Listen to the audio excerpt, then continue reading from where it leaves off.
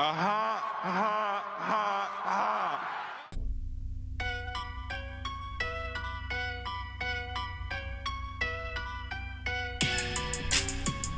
hello, hello.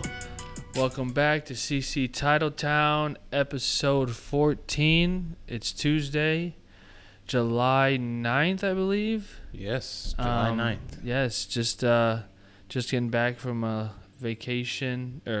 holiday. I'm your host, Chris. This is my co-host, Cameron. Cameron, how you doing today? Doing good, man. Had a nice little 4-day vacation. Yeah. Over the 4th of July weekend, so that was nice and relaxing. You know, heck yeah, it goes by fast. Got all 10 fingers Yeah. still. That's a plus. Yeah. Got both eyes. Yes, all good. That's good. Yeah, so I guess probably since the last time we recorded, we have a lot of different things going on. A lot. Yeah. Especially with the NBA. Yeah, and we're going to get to some baseball too. Yeah, we're starting to get to the thickness of baseball. They're hitting it's kind of like NBA season. You know, it's not really exciting until All-Star break. And yeah, because it's just so long. It's such a long season. You know? Once you hit the All-Star break, it's like, all right, now you see who the good teams are. Exactly. You'll start to see the teams separate. And, exactly. Which is great. Because we've been talking about basketball a lot, and we've actually had some people like, hey, when's baseball coming up? I know. Which is good to hear. Yeah. And I got a stat for that later, but I'll save it for later. Oh, it's not a diss on baseball. It's just like I'll just get it out of the way now. So anyway, I was watching Greeny on Get Up in the Morning. I think I read a tweet later. It was saying how Sunday they did the MLB like All-Star selection. Mm-hmm. And which is like a pretty big thing, right? Like NBA's is televised, which is pretty big. Yeah. It's not that big. Yeah. But what he was saying was like the top like 12, 15 hashtags on Twitter was all NBA. MLB wasn't even up there as far as like All-Star selections and like in general. We all know why. Right. I'm just saying like we all know why. I'm just saying like because basketball is a more exciting sport. No, I'm not gonna go there. I'm gonna say because of Kawhi Leonard, nobody knew where the heck he was going, and then he announced it, which is so crazy. And that's what we're gonna start off talking about that because what happened in that situation was literally one of the craziest things I've ever witnessed. Oh, easily. Like nobody knew that. Okay, Kawhi to the Clippers was one thing. Right. Like, yeah, possibility going there. Right. But Kawhi Leonard and Paul George. Yeah. He told Paul George, "Hey, bro, I want you to come to the Clippers, see what you can do, and get out of OKC." Basically, is what he said. Exactly. That's the biggest power move that's been made in basketball since literally. I don't know. LeBron's the quote unquote the decision. Right. And even then, like it doesn't even seem compared to this, honestly. Because he did it all under the table. Right. Nobody knew anything. Well, that's what they were saying. They were like Kawhi and his close group kept it so tight. Yep. Like by the day of his choosing, when he decided to come out and say where he's going, Clippers they didn't even have a shot at landing him at that point. Nobody even thought he was going there at that point. A lot of people were like, well, it's down to LA or the Lakers or Toronto. Right. And when I got there, I was like, is it the middle of the night on July 5th or 6th, 7th maybe? Some 5th or 6th, yeah. I don't know. I fell asleep before the news broke. So did I. I was out. Yeah. But, yeah, like, imagine. And, like, it's so crazy. And who knows if these are true, but, like, all the rumors that came out after, like, of Kawhi reaching out to Kyrie Irving to try and recruit him over before he signed with the Brooklyn Nets. Yeah. Like, Kawhi never seemed like that type of dude. No. Which is crazy. Talking to KD. Yeah, I don't know. Definitely big ups to Kawhi for sure. Like, I'm okay with, like, free agents going where they want to go, I guess. LeBron, I kind of got on his case because, You know, like he could have built a legacy in Cleveland. You know, like, but he, you know, looking back now at that, like hate on towards LeBron, I guess I can kind of retract some of the statements I said because as far as the first time when he left Cleveland, you know, I didn't like the whole TV show thing. Right. But it's like, okay, he kind of pioneered this whole, you know, going where you want to go, power to the players thing. Uh-huh. And I kind of like this movement. It leads to an exciting off season. Right. You know, like I said, LeBron's a little bit different just because he's a player that could have been, you know, is essentially on the Mount Rushmore of basketball. So I think he gets held to a higher standard as far as criticism goes. But, you know, that's neither here nor there in this conversation. Like, I just like that players kind of have the choice to go where they want to go now. To an extent. Free agency, yeah, you should be able to go where you want to go. And I'm on all board for that. Like you said, I'm not cool. Like TV shows, like I think having the NBA All-Star selection for NBA on TV is whack. I think that's so dumb. Anyway. Anything to make money, man. Exactly. But, like, I'm not cool with, like, players coming in demanding trades, holding teams hostage when they sign a contract. Right. You know what I'm saying? Right. And that goes back to the whole thing we talked about last episode. You want to hold out and you want to cry about a contract that you signed, you agreed to for the money that we're paying you, right? Then sit out. We won't pay you because that should be in the contract. Right. Players shouldn't be able to just, you know what, I'm not happy anymore. I want to be out. Right. That I don't think that's cool. I agree. Yeah. I don't think they should have that type of, you know, throw to the team type thing. Well, I guess how do you feel about Paul George then when he kind of went, you know, the story is that he went to OKC, their front office, and was like, "Hey, I want out. I want to go to the Clippers. And see what you can do." Now we don't know exactly if there's any bad blood, right? You know, in that conversation, right? Because it just got done so quickly. You know, it's kind of like, wow, he, you know. Who knew? Like Paul George requested a trade, and then 2-3 days later, he's gone. Right, and nobody saw that coming at all, and that's the thing. Like, we don't know the inside, you know, the circumstances of everything in between the lines as far as how did he really feel? Like, did him and Westbrook really not get along? You know, he goes on Twitter and says, you know, it's all love with Brody. Like, save all the bad talk about him. Blah, like, blah, don't, blah. Like, which is cool. Like, don't slander his name. That's how it should kind be. Of stuff. Yeah. But like, it's one thing to be like, hey, like, I don't know. If that is true for him to go and be like, hey, you know, I want to be traded and I want to be traded here because I want to go play with him. Mm-hmm. It's still kind of whack to me. Well, like, it's one thing for you to be like, hey, this is how I'm feeling. And like you said, see what you can do. Yeah. Because saying it that way is kind of like, if it works out, great. If it doesn't, I'm still going to buckle down and go to work tomorrow. Type of thing. To me, Paul George doesn't seem like the kind of guy who's going to go in there, demand, sit out if he doesn't get it. Right. You know what I mean? Right. And I don't think that's the way he approached it either. The story hasn't been that. Right. You know, it's been like, hey, he requested a trade, not demand. Like, when you say demand, it means like, get me the hell out of here. Right. Exactly. You know, I think he went to him and was like, hey, see what you can do to get me to the Clippers. I want to go to the Clippers. Right. You know, he's from the LA area. Right. He was supposed to reportedly go to LA a while ago. Right. So. And you know, I don't think there's anything bad, you know, that happened in OKC. I really just think that he wanted to go play in LA with he saw Kawhi was going to sign there if he came there. Uh-huh. And they were like, man, let's make this happen. And I mean, he put 2 years in OKC.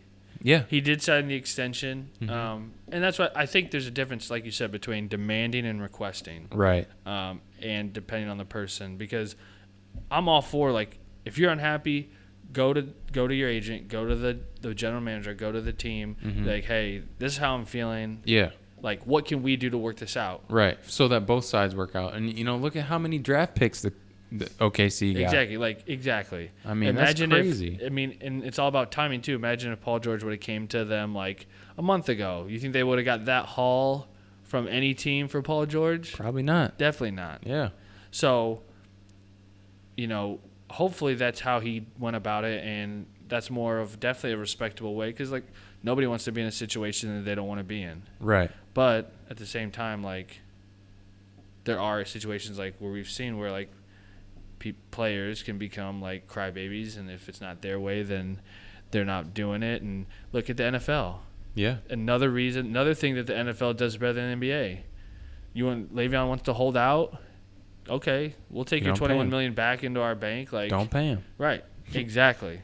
No love lost. You don't want to sign the franchise tag? By all means. Man. All right, you're saving us millions. Yep. And that's exactly how it should be in the NBA. There's no reason teams should be held hostage because now they're upset, or now they're losing and they were hoping they were going to be winning, or they don't like the coach, whatever it may be. Like, there's got to be some type of repercussion, you know. No, I'm all, like you said, I'm all for the players having a voice, you know, choosing with, like you said, you know, people are going to want to play in different places. Sometimes it's out of their control, but right, like, they should have a voice, and it just depends how they use it, type of thing. I agree. I totally agree.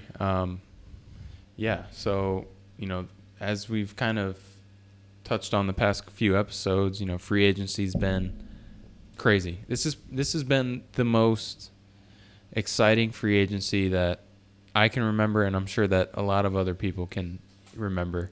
Yeah. There's really been nothing like this. This many players, you know, free agents. 40% of the league is a free agent.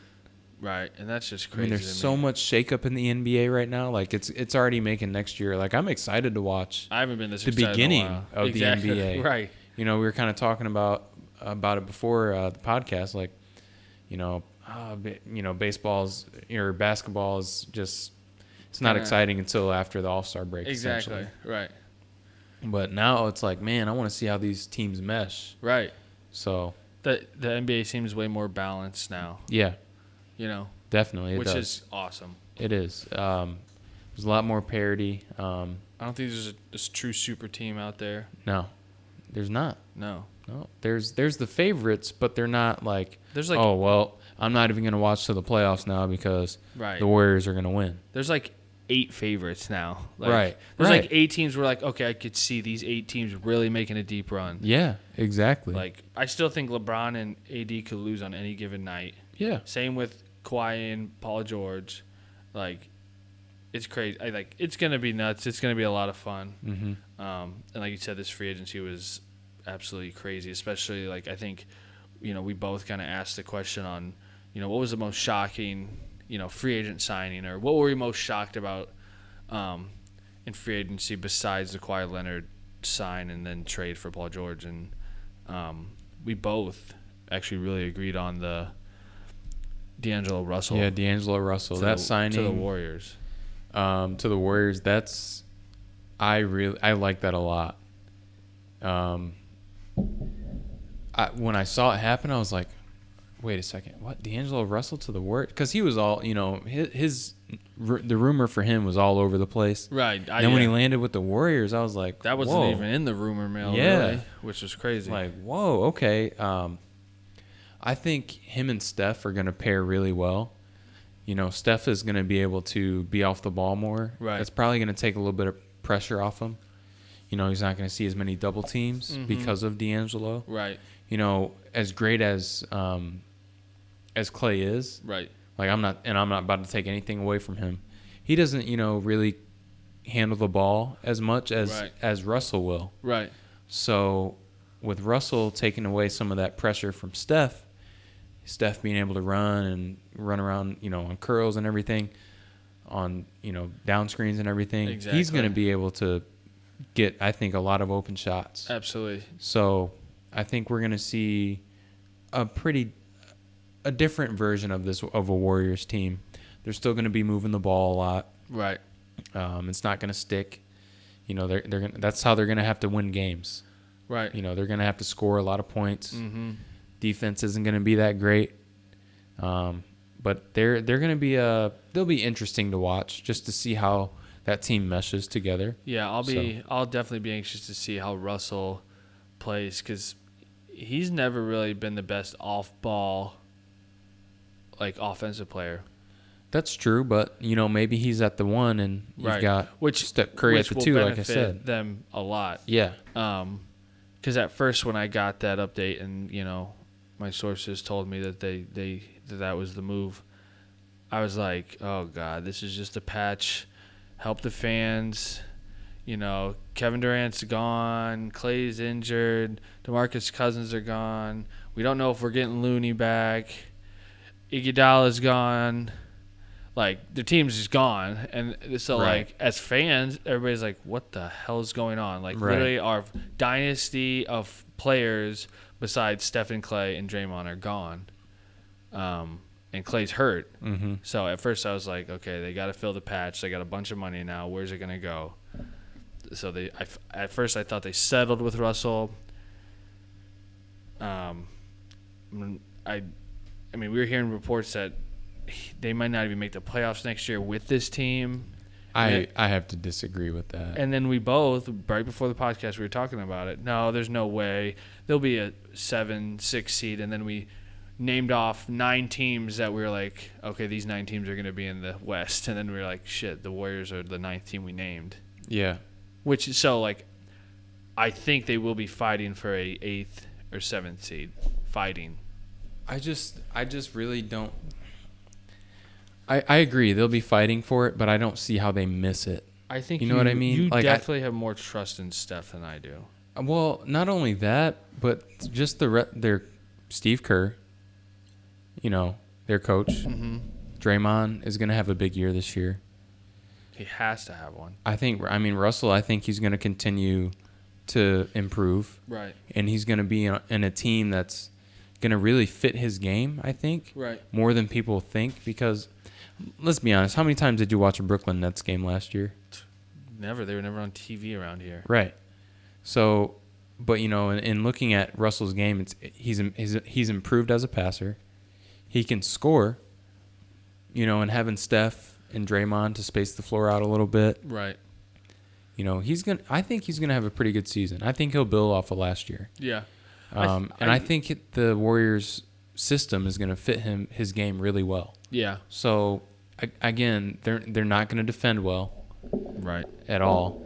Right. Steph and D'Angelo, who are they gonna guard? Exactly. That'll be good luck guarding Kawhi and Paul George and all those dudes out in the West. Right. But again, they're gonna be able to score, I think. Right. And I think the thing for me is, like, the reason why I don't think they'll miss the playoffs, but I won't be shocked if they do. And here's why. So Clay's gone at best January, February, like at very best. At the very best. Very best. That's all-star break for them, right? Mm-hmm. Okay, so you get him back in end of February, early March. Ease his way into it. He probably won't be 100% till end of March, early April. That's playoffs. Mm-hmm. Okay, so now you're trying to mesh D'Angelo Russell and Steph Curry in the beginning of the season. That'll take a couple months at least to be like, okay, hey, now we're on the same page. I know what you like. You know what I like. Mm-hmm. So, if they go into the All-Star break close to 500, like, they could be in trouble. Yeah. You know what I mean? Yeah, I can. I could see that, like, because there's a chance, like, it's not going to work out like they want it to, and it's not going to just be an easy transition for Steph and Russell. Like, if it doesn't mesh well right away, or it takes a month or two, the ship could go south fast. It could. So don't get me wrong. There is definitely the chance. We named off. Let's just name them off real quick. Let's say Rockets. Both LA teams. LA Lakers, teams. Clippers. Yep. You got Trailblazers. Denver. Utah. Yep. I think the Spurs are going to make the playoffs this year. Spurs. Okay. So we'll add Golden State. Do you want to add them, or do you want to wait till put last? Golden State in there? That's 8 right there. Yeah, and then I don't think the Thunder obviously are going to make Thunder it this probably year. Won't. Yeah. But then we also said, who knows what happens with the Pelicans? Right. Like, what if, So that's there's potential there. So that's there's the 9 teams right there. So, I think that they're a proud enough franchise that they're not going to miss the playoffs. Yeah. I just think, let's just say this. We won't see as many Steph shimmies this year as last few years. Hey, man, you never know. That dude might average 30 again. He ain't no harder. Or might average 30. He ain't no harder. 30 plus. See, we weren't even going to talk about James Harden in this podcast. Please don't bring his name up. I'm just saying. Not for a while, please. Yeah, he doesn't even deserve it. No, he doesn't. It's all right.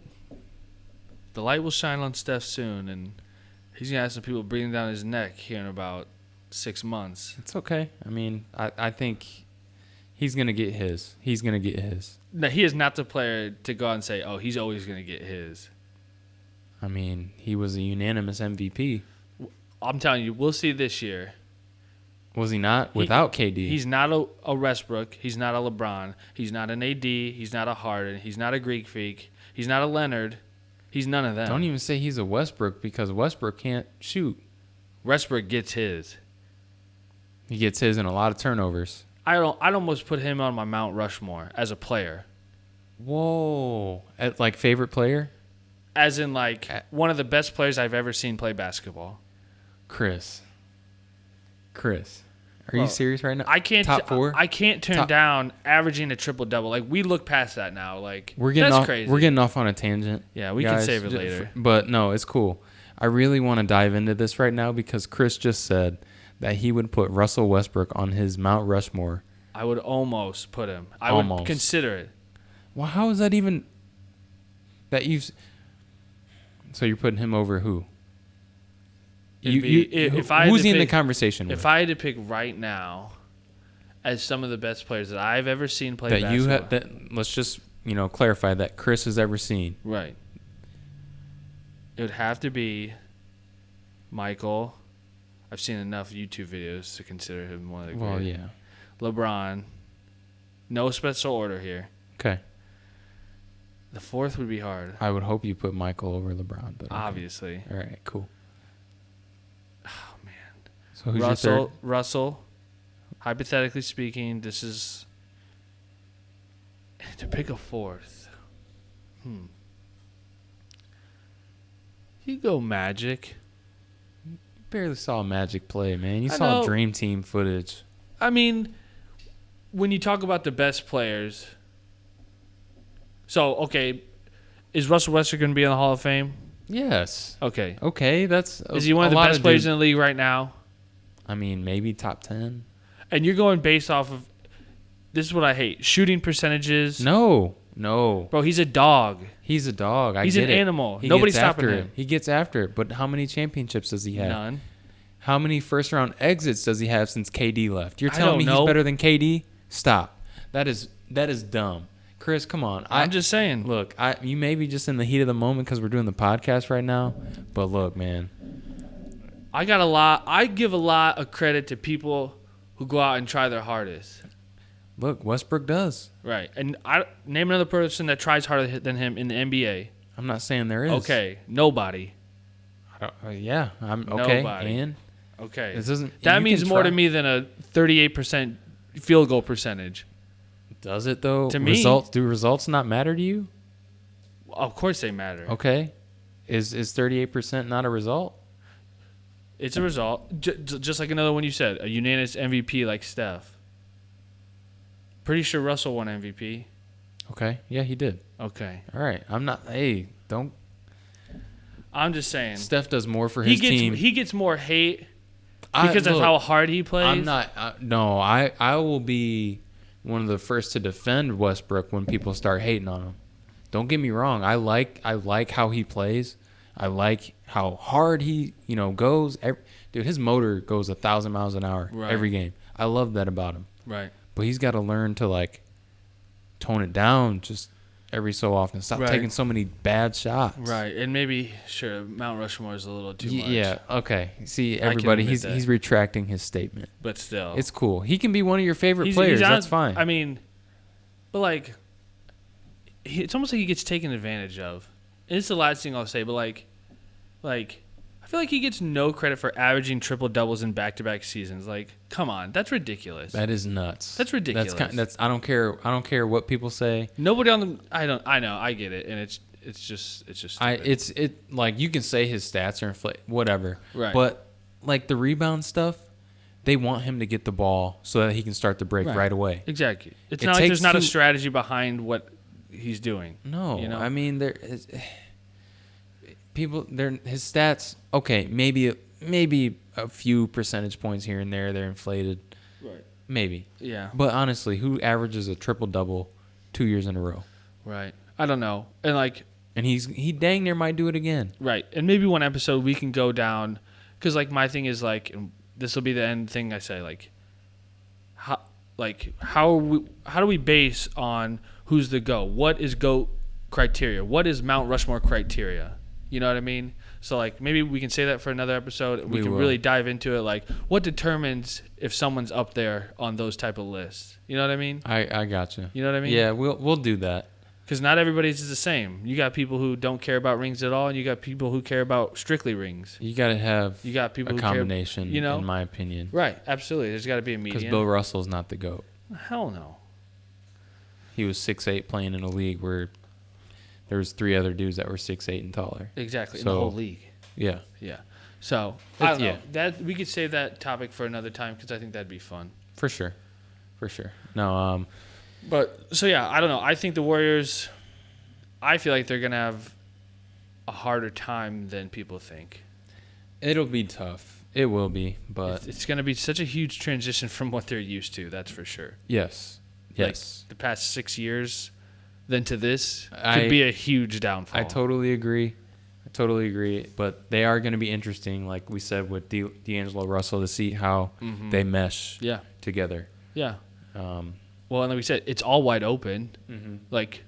Nothing's a clear cut, so they could be a 3 seed, 4 seed, Hey, man, if injuries happen. Exactly, which they do every season. And get somebody. There's no teams that have that kind of, star power right now that can... overpowering star power. Right. Like the Warriors, when guys were out, they were still, whooping teams. I think we dropped the stat of what Steph was without KD. Mm-hmm. I mean, come on. It's crazy. He lost 3 games or something. Right. Over those 3 years. Exactly. It's crazy. But real quick before we transition, and I'm going to get another beer, one thing I have been hearing, not likely, but imagine Westbrook and Butler on Miami. Now, that would be sick. Listen, I do not like that. I don't like it at all. You got 2 alpha dogs. One is a true alpha dog. I think Westbrook is. The other is not, in Jimmy Butler. As much as I used to love Jimmy Butler, man, he's not the guy on the team, and he thinks he is. I agree, but and that takes into egos, but think about them and their basketball mentality. What do they both care about most? Winning. So if they can put things aside and focus on that, them two and their tenacity, their what's the word I'm looking for? Intensity? Fire? Sure, we'll go with intensity. All right. Their intensity in each game, with the right people, that could be a scary combo. I mean, it could be, but I just don't see how they mesh. I know Jimmy can play off the ball, which is, I get that. But I just don't know about the attitudes, man. I really, there was an adjustment period in Philadelphia when Jimmy first got there. And that was with guys that are relatively passive. Right. Imagine what the adjustment period is going to be like with Russell Westbrook. That dude doesn't give a damn about what anyone says or thinks about him. Right. He's playing his game, his way, no matter what you say. He had arguably the best player on the planet and Kevin Durant on his team, and he still didn't defer to him. Well, why should he? At that time in their careers. I mean, I get it, but KD was averaging. KD was better, but it wasn't like it is now, where KD's way above Russell now. Right. I get that, but no, I agree. I mean, I don't know. I think. I mean, like you said, Jimmy wouldn't be better than Russell, but look what happened to Philly when Jimmy, if Jimmy's not on the court, they weren't scoring. Right. Late in the game, he facilitated when they needed their a bucket, offense, yeah. Simmons wasn't getting you a bucket. No. Embiid wasn't getting you a bucket. And $180 million Tobias Harris damn sure wasn't getting no buckets. Man, I don't know why they paid him that kind of money, but okay. Bro, it don't make. I think they wanted to keep Jimmy, but Jimmy was like, "Nah, I'm out. Right. 180 ain't keeping me here." Right. But yeah, crazy. So I mean, I don't know. I just don't think maybe Russell needs another dog like that with him. Like maybe there's not many people that go about the game the way he does, and maybe that's why people don't relate to him. Maybe you're right. Maybe Jimmy and him will get along, but I just usually when that happens, it doesn't work out. Two alphas clash, man. Right. Like someone's gonna say something in the media. I think it'll be Jimmy. Right. You know, because Jimmy seems to be a little bit of a prima donna. He showed that when he was in Chicago. Right. You know, the Bulls made the wrong choice in keeping him over Rose, whatever. But yeah, I just don't know that that's gonna fly. Yeah. As hypothetical, just something I thought would be kind of sweet to see. Another shake-up. Yeah. It would be. Because now Russell's kind of... He ain't winning nothing in the East Unless he signs or West. another deal in hopes that these number one or these first-round draft picks can turn into something like... He don't have that time. He's on an island, He doesn't have that time. No. What is he, 31? He's 30. I think he's gonna be 31 going into this year. So, but shit, he ain't lost a step either. So he's lost a jumper. That's for sure. He never really had one. He was starting to be a little bit more efficient, and then this year he just fell off. Wow. I don't know why. Yeah, it is. His jumper looks kind of broke though. Yes, it does. But there's one thing you can't take from him, and that's heart. I totally agree. You can go on a lot of those NBA stars and be like, man, they don't care. Right. I totally agree. I love his heart. I love how hard he plays, but him and Jimmy, I don't know. Well, he's running out of options. Hey, the Bulls. What do you know? There's rumors about the Bulls and the Rockets. Do you really think he would work with the Rockets and James Harden? That's what they said. I mean, let's please. It's almost like someone's got to grow up eventually, right? No. See, we're not talking about the Rockets right now. We're not going to do that. Okay. You know what we're going to do? We're going to give our preseason favorites. Well, I guess conference finals before we for move the East and West before we move on to baseball. Okay. That's where we're going to cut it off with basketball today. So we're just going conference finals. Yep. Okay. Who do you think? And if you want to expand further on that, go ahead. I don't think. I'll go with the East first because to me it's a little bit easier. Okay. I think Milwaukee is going to be the 1 seed. And I think that I don't think the Celtics will be a 2 seed. The Celtics with Kemba? But I think the Celtics will be in the conference finals. I think Kemba is going to be a way better player for the Celtics than Kyrie was. I can see that. Better player for the team. Gotcha. Not for head-to-head. Gotcha. For the team. I think... So they'd have to be like a 3 seed. 3, 4, yeah, 5. Well, if they drop all the way to 5, I'd question that. But yeah, so they'd have to be a 4 seed. Well, they wouldn't make the finals if they dropped down to a 5. 4 or 5. Right? Excuse me, you're right. So, yeah, so they'd have to be a 2 or a 3. Okay. I think they'll go head-to-head in the finals. 3. I think the Philadelphia really messed up big time. Really? They lost J.J. Redick. They lost all shooters and scorers. I don't count Simmons as a scorer. You can count Embiid as a scorer. Mm-hmm. I think the Al Horford signing was kind of just because. Okay. I mean, look at your lineup: Embiid, Horford, Tobias Harris, Ben Simmons. No ball handlers. You lost your best shooter. You lost Jimmy Butler. I mean, Simmons can handle the ball. And he can pass. He can pass. He's not He's more of a transition, handle the ball. He can dribble the ball with both hands, but he's not crossing anybody up to get to the paint, if that makes sense. He just kind of goes past people. He doesn't need to be a Kyrie, but, I don't know. I get what you're saying. So I get what you're saying.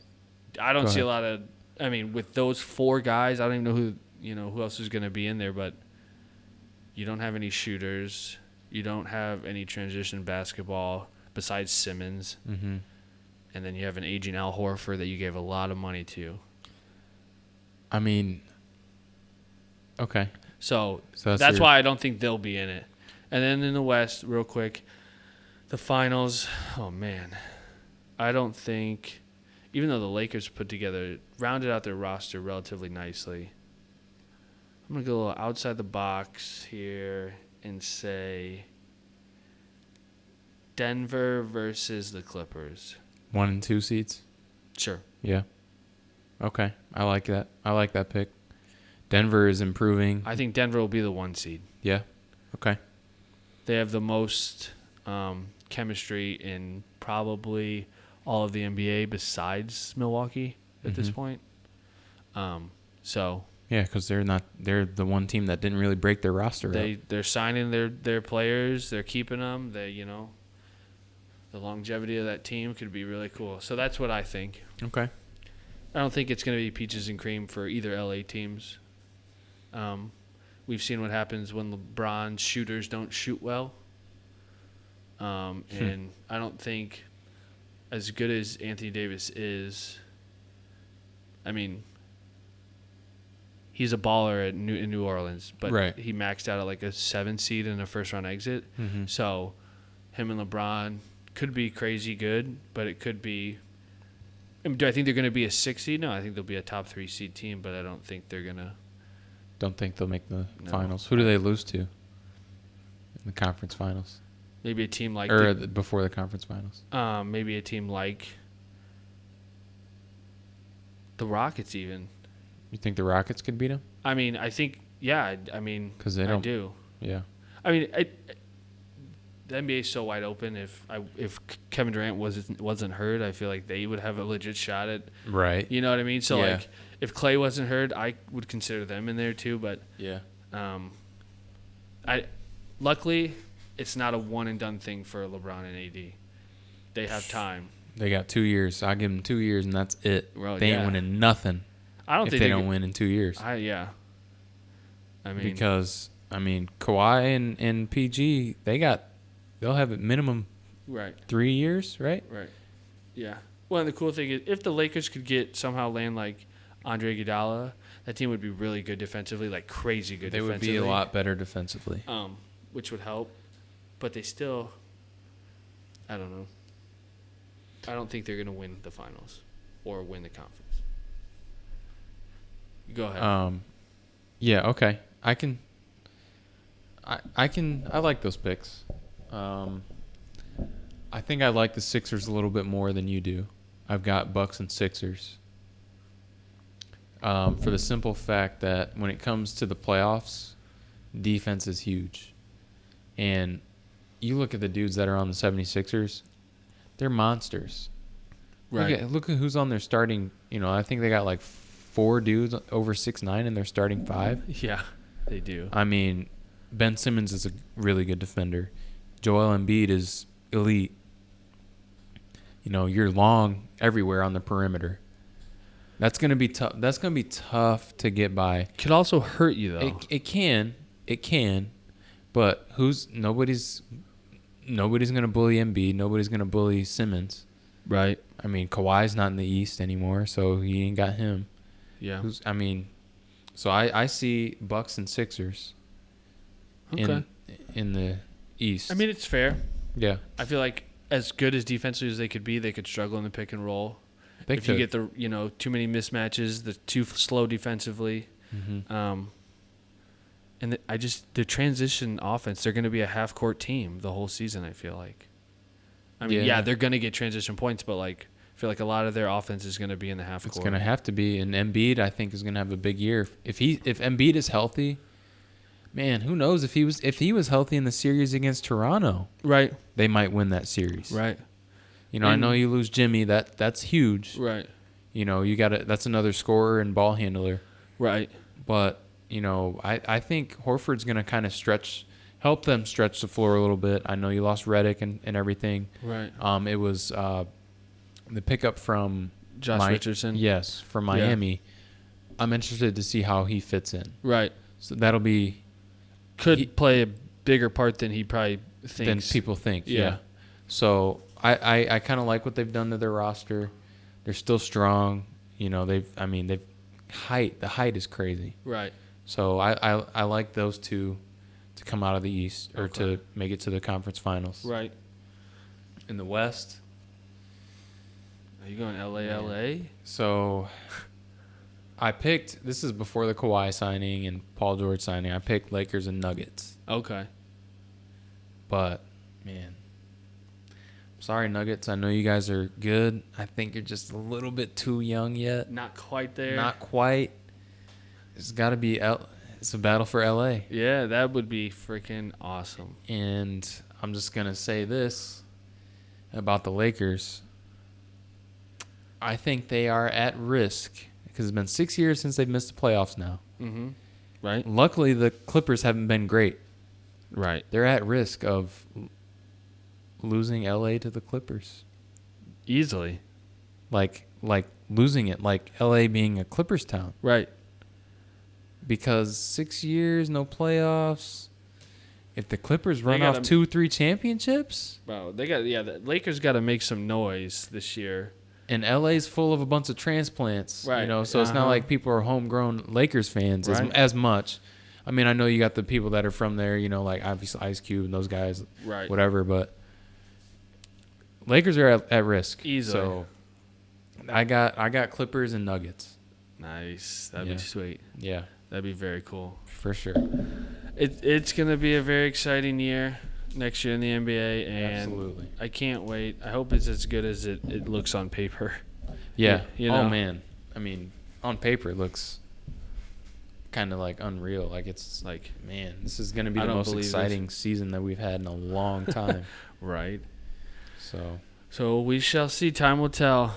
Yes, time will tell. So we want to transition a little bit, into baseball.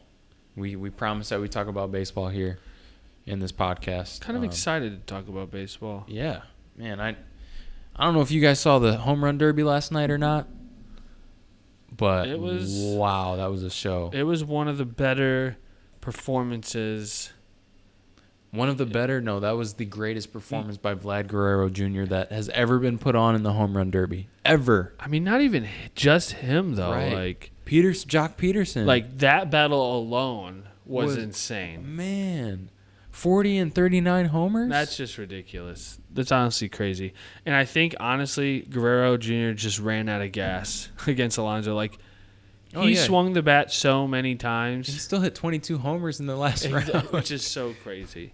I mean, it's crazy. So do you like the format that they do now where they have head-to-head matchups like that? I do. Yeah. I do because it makes it more competitive. Right. You're going up against one person versus, I'm just trying to get a number. Basically the field. Yeah. It's not like, kind of like golf. It's almost like golf the old way. Right. In a way. Right.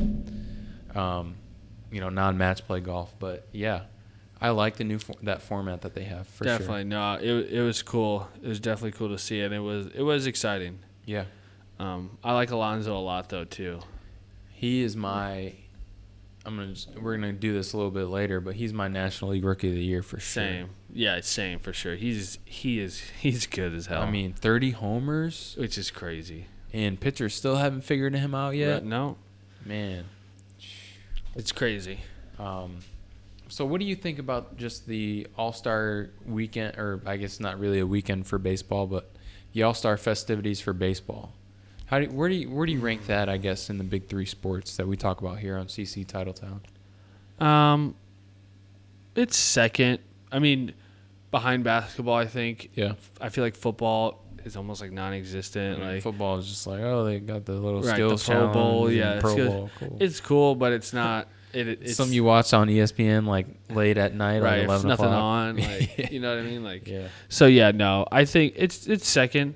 I think it's getting better too. I think that players are getting better. Mm-hmm. The competition's getting better. We're not seeing those huge, jacked up Mark McGwire, Sammy Sosa, bulked up players just killing it. We're seeing like some lean, ripped athletes, guys just being athletes out there. You know what I mean? So I like that a lot better.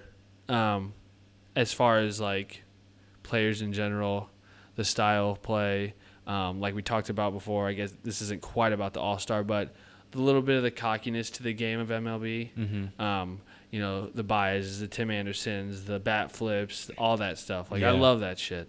I do too. I mean, keep it going. Like, don't take it too far. You don't got to kill anybody over it. Mm-hmm. But, like, keep that feistiness to the game. Like, I think it's cool. I think a good word for it is flair. There's a lot more flair to the game. Easily. Now, the MLB has come out with a campaign of let the kids play. Right. That kind of a thing. And I like that. I really do. It's making baseball a lot more exciting. Right. To watch, on a daily basis. Exactly. Like, man, when a guy makes a good play and he gets excited about it, I'm like, yes. Or like, bat flip after a home run. Exactly. And he doesn't show up he's not trying to show up the other opponent, the pitcher or anything. He's getting his team hype. He's getting the crowd hype. I love that. Yeah. No, I completely agree. It just makes it more enjoyable to watch as a fan for me. Yeah. As far as like the All-Star game, I was kind of just thinking about this literally just a few minutes ago in my head. Like, and I'll ask you the same thing, and I'm kind of just going to answer myself. But like, how could the MLB add to the All-Star weekend? Like we said, like the NBA has like a skills challenge. The pros have a skill challenge. Like, could we like set one up for the MLB where like we toss balls along the home run fence and see who can rob as many home runs or something like that? Like, because right now it's just home run derby, and then All-Star game. Do they do a celebrity? Yeah, they do a celebrity softball game, yeah, that's right. which airs after the home run derby. But it's recorded like a few days before, I think. Oh, really? Yeah. Okay. Yeah, or a day or two before. Okay. The home run derby. But anyway, right. Yeah, I don't know. I don't know if they'd want to do like I bet you could do like so in baseball they have a lot of showcases. Like, where, prospects go or kids in high school go. Right. And they showcase their raw talent, their abilities. I wonder if you could do like a fastest around the bases or like fastest like 60-yard time. Right, exactly. So that would be one thing I think you could do. Yeah. Luckily, I think like the home run derby is like the main focal point, but it's a really good focal point for them. Right. Like it does draw a lot of attention, a crowd. It puts on a good show. Yeah. You know what I mean? It's not a lousy event that they just put on. Right. It does hold its weight as far as events along All-Star across the board as far as the sports. I would rank it like before the last few years dunk contests. I would rank it ahead of the dunk contest. Right, exactly. Until the last few years, like it's been. Yeah. It's a really exciting show. I mean, to see those dudes hit the ball like 480 feet. Exactly. Are you kidding me? Right. No, it is crazy. Crazy. And, the dunk contest has it's gotten better since Levine came back. Yeah. That's kind of when it stepped back up. But before that, yeah, I feel like the home run derby was ahead of it for sure. So, yeah, I think to answer your question, like just adding in other skills of the game, like maybe like who can throw the hardest from the outfield. Right. You don't want to get guys hurt exactly. is the thing. Like, but I think doing like a weekend thing. Yeah. Like NBA All-Star weekend. Like make it a weekend. Bring it in a city. Close down the town. Make it an event. Right. You know what I mean? Make it worth the while. Right. For that weekend type thing. Yeah. No, that would be really cool. I would like to see. It would be interesting to see what else they could add. Right. If they really to an already pretty good product. Right. I think. Exactly. But yeah, like you said, you don't want it. Nobody's gonna go out there and want to get hurt or anything. Yeah, that's the only thing about throwing a baseball. It's the most unnatural motion in sports. Right. So there is that possibility, but and there's always a chance of injury in any sport, which is obviously we don't want to see that on anybody. Right. But right, for sure. So we're at the halfway point. Yes. Right now, if the playoffs started today, my White Sox would not be in it. They would not. But you know what? They're actually one of the surprise teams. Yeah. I'll kind of touch on that in a little bit. But yeah, so starting in the American League, we've got Division AL East. You got the Yankees, who I think are just going to keep playing good. I don't think the Red Sox are going to make it to the playoffs. I don't think so. I mean, They're in third place in their division right now. That's tough, man. The reigning champs, like, I want them to, but I like the Red Sox. I do. They're really young still, right? Which and is good. I think they've kind of they remind me so much of the Cubs. Like they've got so much young talent, right? Couple of veterans mixed in there, and then after they win the World Series, they kind of are having a little bit of a slow start, like a down part to their season, right? Or start to their season, So it'll be interesting to see what they do in the second half. There's a lot of games left. Yeah, there's over 70 plus games left, so they've still got a chance to move. I don't know that they'll catch the Yankees though. Right. The Yankees are just a juggernaut, and they're not even fully healthy. Yeah, that's the scary part. So once Giancarlo Stanton comes back, that's just another piece to add to the arsenal. So exactly. Good luck trying to pitch against them. For real though. I don't know if you watched the London series, them in Boston. Dude, it was I didn't watch. What was the final score? It was like a football score, like 17-13. Yeah. First game? They broke. Did they break a record? That first inning where they. It was like 6-6 in the first inning. First inning, that was what it was. What? Yeah. That's pretty crazy. This is baseball, man. Exactly. Like, man, both teams were slugging it. Exactly. Yeah, they were killing the ball. So going on down the line, we got Yankees in the East, Twins in the Central. We got the Astros coming out of the AL West. And then in the wild card, we've got. Let's see here. We got the Rays right now. Rays have been. That is my That's a scary surprise team. That's my surprise team for the year for sure. Their pitching has been crazy. And then right now the Indians as well. Yes. So Indians have been good for the last 3-4 years now. And it's kind of hard not to be good in that division. Yeah. I mean, when you look at the team, especially the White Sox. Man, I'm kidding. Hey, we're 2 games out of 500, and that's okay with me. That's a huge improvement. And I didn't think they'd be even quite that good. Right. I thought maybe I guess hovering around 500. Right. But I thought they were still a couple years away. Right. But yeah, they're showing out. They're playing well. Eloy can smoke the ball. Bro, let's not mention. He's gonna be like I've been thinking. He's gonna be like, if at worst just a Cubs killer. Like he's always gonna play good against the Cubs. I feel like. Yeah. Yeah. It's just like the 2 games the Cubs lost against the White Sox this year. He hit homers. Yeah. And it was a close game. Yeah, they split this year, 2-2. 2-2. They were good games. They were good games. Yep. Oh man. That still hurts. That trade. I like Quintana a lot, but man, giving up Eloy Jimenez potential.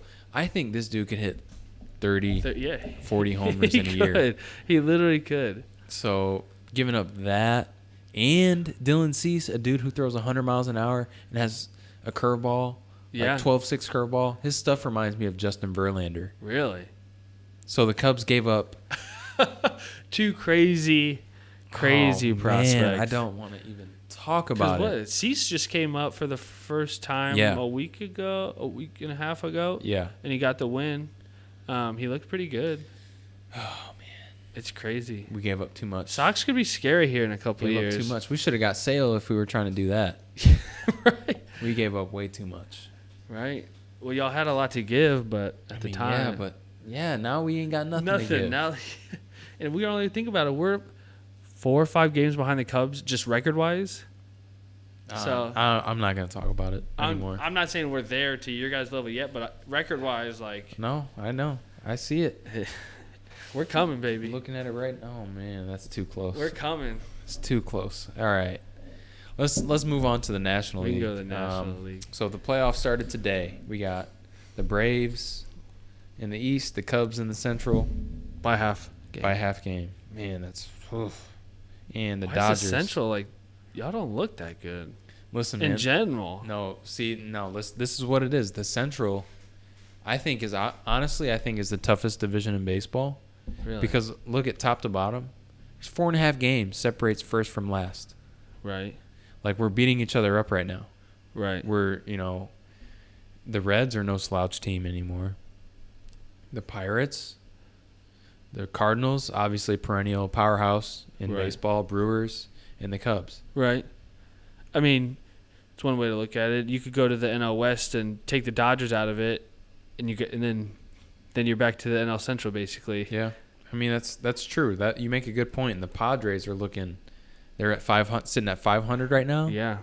I'm really surprised. I'm shocked. I know. I was going to say the same thing. I'm kind of shocked. I thought they'd be maybe hovering close, but at best. But they are performing really well. And I just think this is a testament to, what's going on in baseball right now. You're seeing a lot of young guys perform really well. Like right away. Like developing fast, coming in and playing well. Yeah. You know what I mean? Yeah, I totally agree. Teams are getting better at developing their players. Players are just more ready when they come to the league, you know. Which is good. It's better that way. I like it. I mean, it's better for the players, it's better for the team, and it's better for the game in general. Yeah. Veterans may not like it so much because teams are not going to take a risk on them in free agency anymore. Right. As we saw with some pitchers. Mm-hmm. The Cubs, they just signed Craig Kimbrell. He didn't get signed until June. So which is crazy. And same with Dallas Keuchel. Yep. And where did he go again? Yankee? No. No. I'm drawing a blank on. Was where it the he went. Astros? No, he was with the Astros. Okay. I'm drawing a blank on where he went right now. But it's just a testament to what's going on in baseball. I'm throwing teams out there now, but I think it might be the Braves. Pretty sure it's the Braves. Now that you say that, the Braves. Yeah, no, it's. I don't know. At least for like the National League, like the Dodgers are just so good. Yeah, whatever. I hate the Dodgers. Honestly. Yeah, but like they're just good. Yeah, they're good. Bellinger is a tank. Yes, the Dodgers are really good at home. 37-12 at home. Yeah, that's pretty crazy. So, I mean, what do you think about the Braves though? 54-37. They're a good team. They're young. Got some. I mean, Okuna. I hope I'm saying his name Jr., right. Yeah. He was in the home run derby. Yeah. He hits tanks. He is a beast. So they've got, like I said, a lot of young players that are solid. Right. Aldi's. Yes. He's good. They're going to be a team. Do you think they have a chance at the National League? I don't know that they do. They do.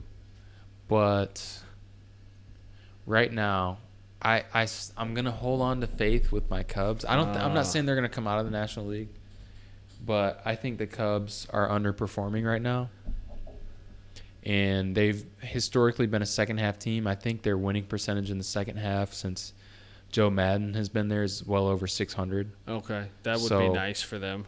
So yeah, I mean, they are definitely a second half team.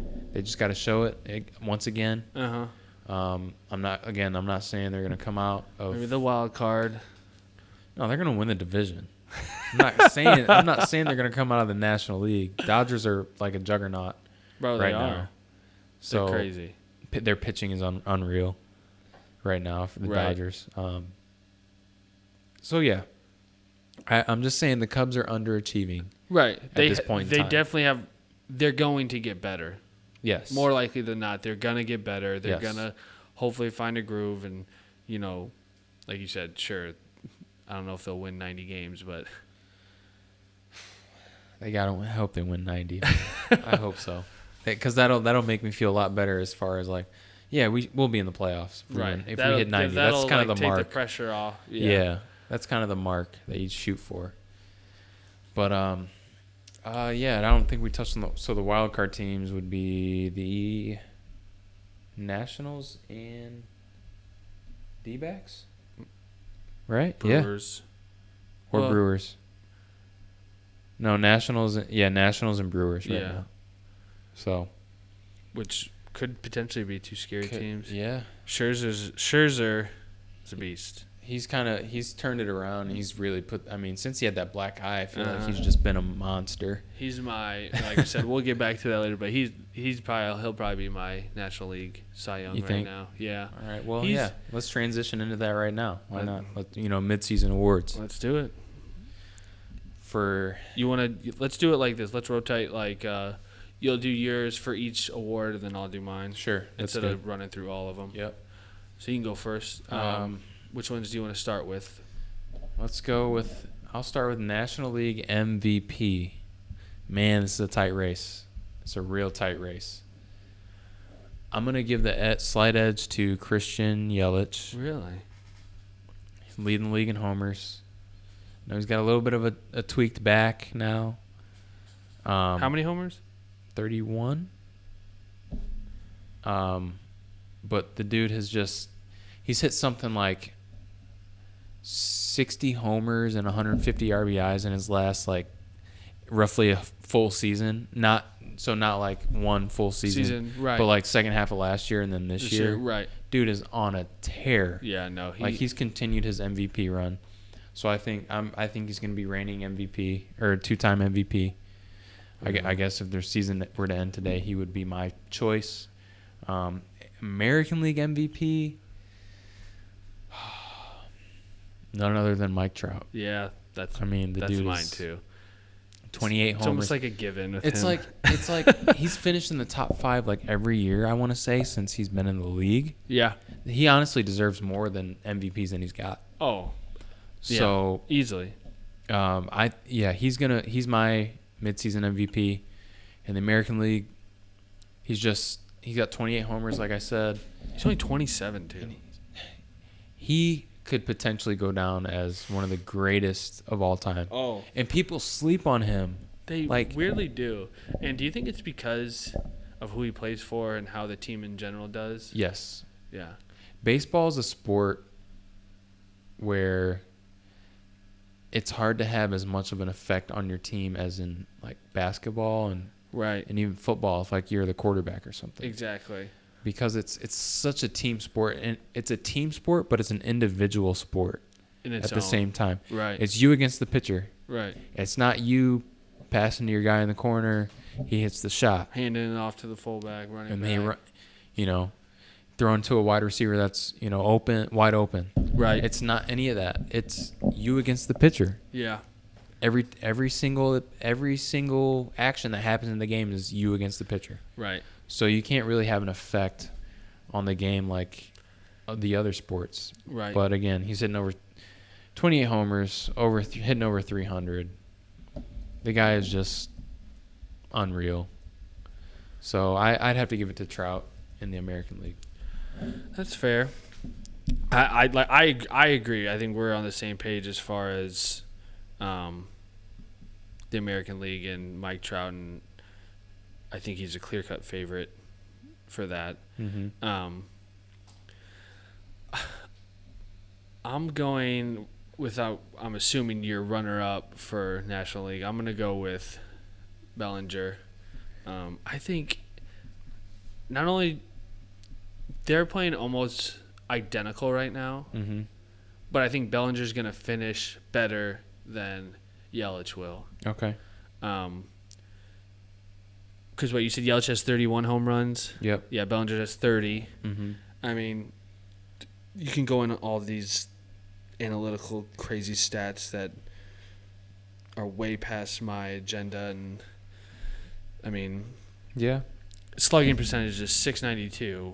I mean, RBI 71.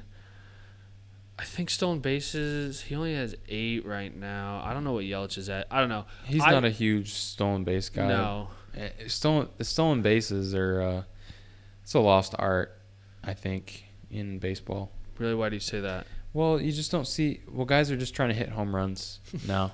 Yeah. And, I mean, clearly, like we saw in the home run derby, that's what they were doing. But right. But even in games in games, I mean, the home runs totals are up. Oh, yeah. By a ton. They're going to shatter the record that was set 2 years ago. It was just over – let me get you the number here real quick. They're definitely on pace to shatter, aren't they? They're on pace to shatter it, and I think they will. 6,105 home runs. Wow. Across 30 major league teams. Really? That's crazy. And that was set in 2017, and they'll probably be close to 6,700. I think is the pace. Is what they're at now was for the pace. Yeah. Dang. Something like that. That's crazy. So, I mean, I think they'll blow it out of the water. Right. There's talks of juiced baseballs. Yeah.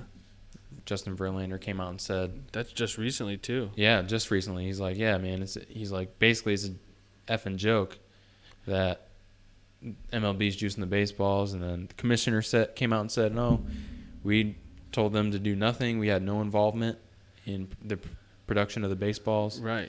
Now, commissioner did say that the baseballs do seem to have less drag. He's not sure why. They're just flying through the air, longer and more. So, there's a bunch of theories out there.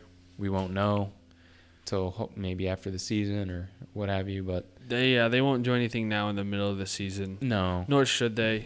It's bringing excitement to the game. The only if that is even the case as far as them. But like you said, it's only helping the MLB having more home runs, having more runs be scored, more big hit, all of that. Mm-hmm. It's only helping the MLB, and the only people that are concerned about it are people like Justin Verlander. Pitchers. Exactly. He's given up a career high, I think, 26 homers. Exactly. But when he gives up homers, it's only solo shots for the most part. Which is good. Yeah. But, yeah, so back to – I think Yelich and Bellinger – almost neck and neck. That was a really tough one. Yeah, and I'll just side with Bellinger, and I think he's going to have a better second half of the season. Obviously, the team's doing better as a whole too. So true. That does play a part. So do you want to do Cy Young's next? Yes. Oh man. Do you want to go first? Yes. I already told you who my National League is, but I'll go over it again. I'm gonna American League. I'll start American League this time. Right now, it's got to be Verlander. I know he just started the National League, the All-Star game again. It's got to be Verlander for me. Really? The dude, he's 36 and he still throws like 98, 97. That's true. Ridiculous, and he's pitching in the American League, and he's still dominating. He is playing really, really well. Let me get his. I'm sure I don't think his strikeout total is quite as high. Let me pull up his strikeouts really quick. Go ahead. Because I got somebody for you. You're gonna be shocked. Oh, really? Well, you probably won't be that shocked, but he's 10-4, 2.98 ERA. I mean, come on. And he's 36. That really just doesn't happen when you're 36. What was his ERA? I'm sorry. 2.98 in the American League, mind you, which is what they say the tougher league to pitch in. Right. So his ERA is under 3. His WHIP, which is walks. For those of you that don't know, walks and hits per innings pitched, is under 1. Actually, it's 0.813. If your WHIP is under 1, you're a pretty damn good pitcher. I was going to say, that's pretty impressive. So what is it under? Say it one more time. I'm sorry. Walks and hits per innings pitched. But what was the number? 0.813. Pretty sure he leads the league in that. That's very good. That's actually really good. Strikeouts, he's at 153. On pace to match his league-leading strikeout total of 290 last year. So, and he's 36. Dude, if you got a better Cy Young candidate in the American League than that, please go ahead. But he's probably a little under the radar for most people, but I am going to go with Charlie Morton from Tampa Bay. Okay. He's 10-2. His ERA, so he's 10-2 in the AL, American League, which is you're saying is the tougher, division.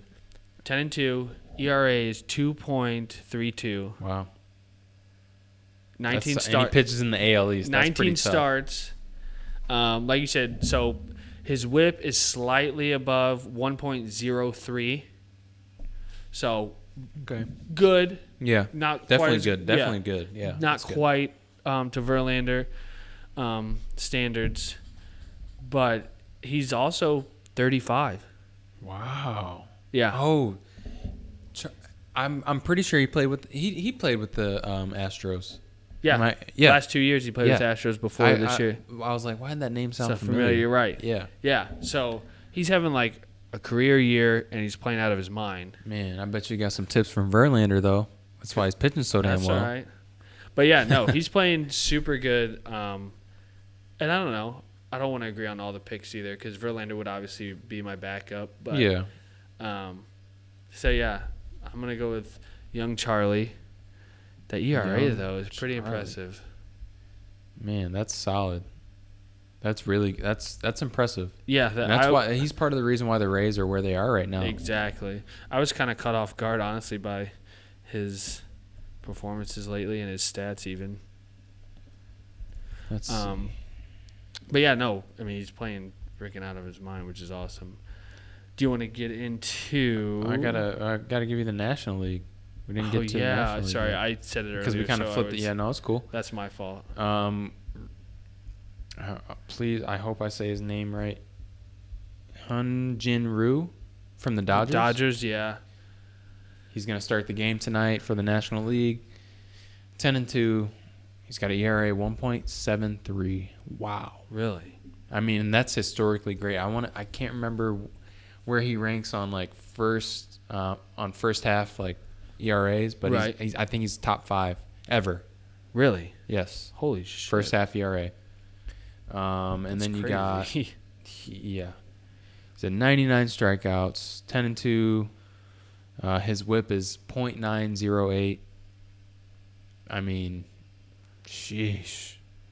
And he's playing for again the best team in the National League. Yes. Similar. Verlander's. I don't think they're the best team yet, but no, they're just behind. I think by a couple games of the Yankees. Yep.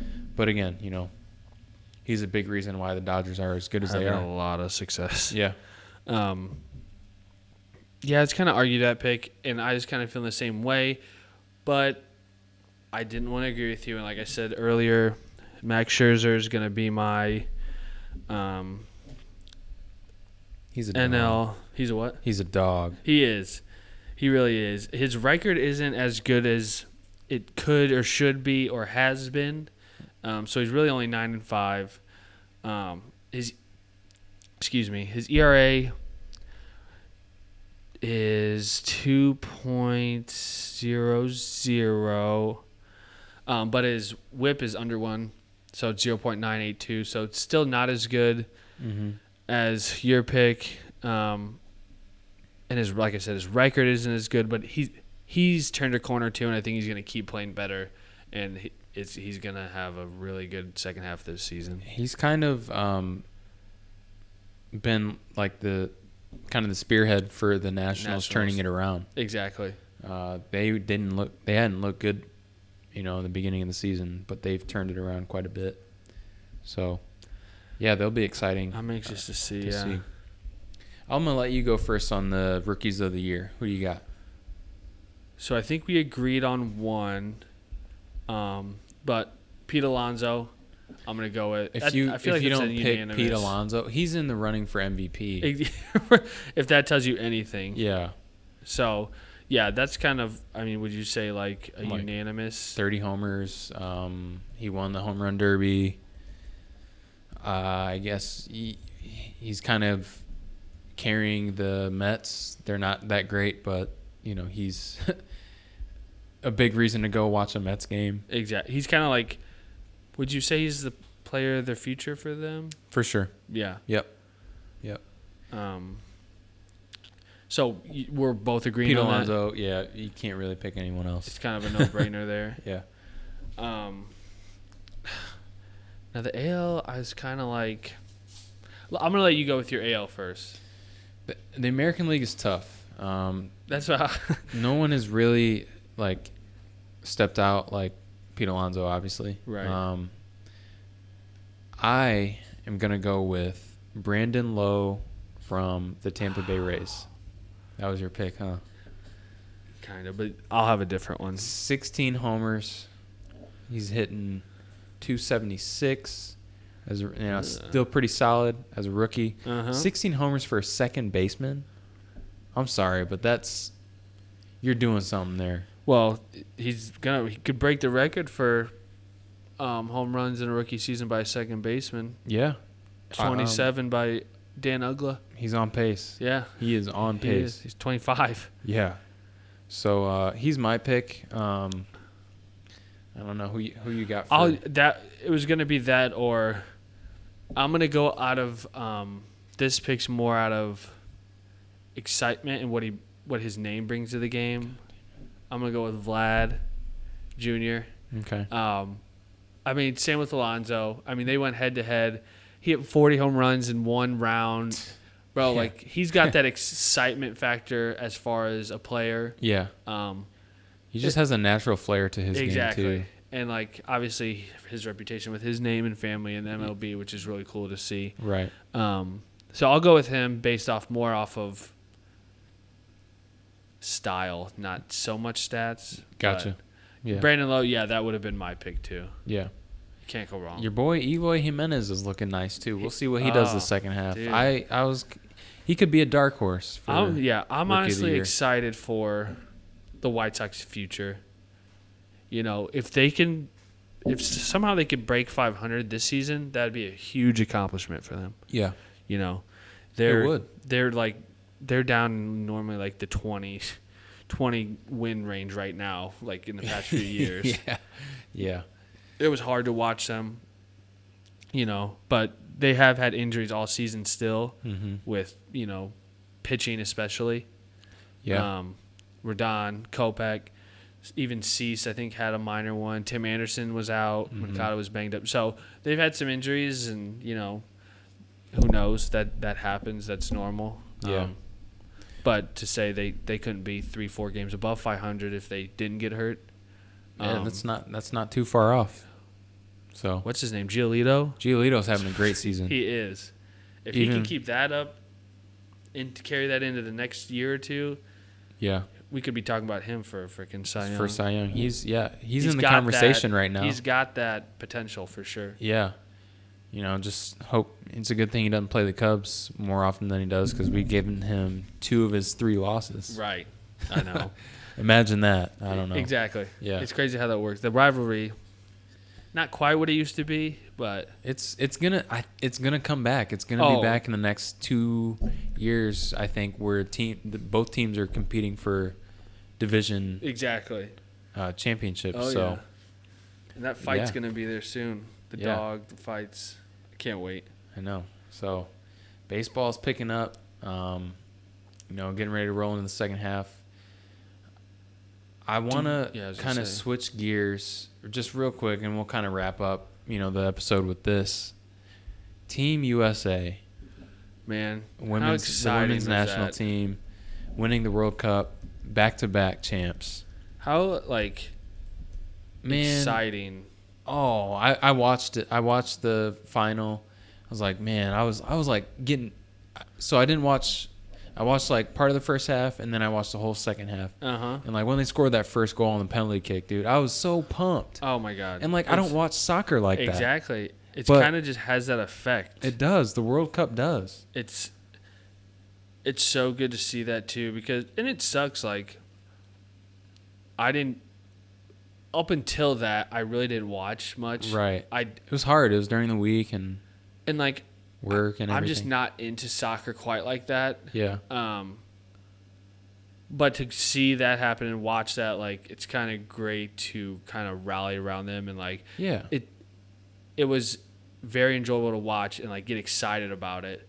You know what I mean? It was around 4th of July weekend. Like it's United we got States. The flag hanging up here in the headquarters. Like exactly. It's absolutely awesome, and they deserve all the credit and all the praise, and they definitely deserve more than $40 million celebration team money. Did you see that? Oh yeah. Compared to the men's, crazy. It's mind blowing. Yeah, it really is. The men's team hasn't done anything. Ain't shit.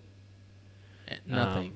So, and I'm glad that the women's national women's team like took the FIFA to court or something like that about that. Yeah. So good for them. They're over deserving of everything that they should, get, and congratulations to them, because they played their butts off, and it was very exciting to watch. And, I don't want to get, like, too political with this, like, but what they mean for women in this country, I think is, like, they didn't just win the World Cup. Like, they are showing women, like, young women in our country how to, like, that it's okay to be, like, it's okay to be confident. Exactly. And it's okay to be a little cocky. And, like, I just want to say this to people that were talking bad about our, women's national team, like, especially if you're an American. Right. How can you talk trash about someone sipping, doing a celebration, sipping a cup of tea against England? Exactly. Like 2 days before the 4th of July. Do you guys understand crazy. What this country, like, you understand that we fought England in the Revolutionary War, right? We declared our independence from England, right? Come on. It's mind-blowing. And you want to get on Alex Morgan for celebrating that way? You're un-American for that. Dude, no, give me your American card, whatever it is. Like, that's not okay. You're cut off. That's not okay to me. No, not at all. At all. Like, don't disrespect these women for doing what they do. Nothing is wrong with that at all. Like, that as far as the celebration. I love that celebration. Exactly. I was like, that is so clever. Exactly. Dude, I was kind like, of badass. Man. Like, so thank you, U.S., women's national team, winning the World Cup, being who you are, and, like, just showing the world that it's okay to be confident. Staying true to yourself, too. Yes. Exactly. You know what I mean? Thank you. Absolutely. Yes. We are very blessed as a country, in a way. Like you said, I'm not getting political, but, like, to see stuff like that. To see, yeah. You know what I mean? It was really, like I said, over the 4th of July weekend, like, that was, what better it couldn't timing. have been any better. Exactly. It really worked out literally perfectly. So, that'll wrap it up for episode 14. Yes. We got a lot of good stuff to talk about, and I'm glad we got to, finally chat a little bit about some baseball. Man, best sport in the world. Don't want to say home stretch because there's a lot of games left, but it's going to start getting more intense here, and these games are going to start meaning more. Yep. So, that'll be a wrap for episode 14. I hope you guys enjoyed it. I'm going to send it to Cam to send you guys off. All right. If you guys enjoyed the episode, be sure to subscribe to the podcast. It's CC TitleTown, and we're on Apple Podcasts, Google Play, and YouTube.